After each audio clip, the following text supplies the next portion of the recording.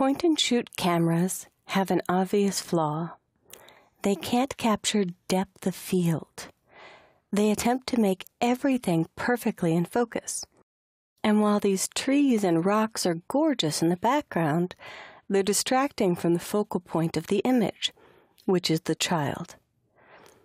A high-end camera, one with changeable lenses, can actually focus on the foreground, blurring out the background to make the subject more compelling. So what we're going to do is apply a filter to the background in order to make it look as if this was taken with a high-end camera. In this image, I have a selection saved for you. So I'll go to Select, Load Selection, and there's a channel called Child. I'll click OK. And before I want to run this effect on the background, I want to make sure I can edit it. If I run off a proof and the background looks too blurry or too artificial, I want to step that down. Or if I was too cautious and the blur is too subtle, I want to be able to increase it later after closing the file. So I'll go to the Filter menu and Convert for Smart Filters. I'll click OK, and it lets me know that it's converting this layer to a smart object. This icon in the lower right corner indicates that there's a protected original version of the image inside this layer. I'll double-click on the layer name and name it so it's not layer 0. I hate seeing that. And then I'll select the inverse. The child was selected, but I want to apply this effect to the background. After selecting the inverse, I'll choose Filter, Blur, Gaussian Blur. And there you can see I've got a nice, subtle effect that I can increase and make very artificial, or decrease and make a bit more subtle. In fact, the marching ants, the selection lines, can be distracting, so you can choose View, Extras to hide those edges, to play with your Gaussian blur settings without the distraction of those lines. I'm happy with this. I'll click OK. And here I can click the eye icon next to Gaussian blur to see before and after. Now, a very important note about smart objects. There's a bug bite on the child's head, and I'd like to fix that because it's distracting. If I try to go to my favorite patch tool and make a selection and drag to new skin, it's going to warn me I have to rasterize the smart object, so I couldn't edit my Gaussian blur. Do you want to do that? No, I don't. So I'm going to hit Cancel. And it's telling me I can't use the patch tool. That's okay. I will deselect and double-click the smart object.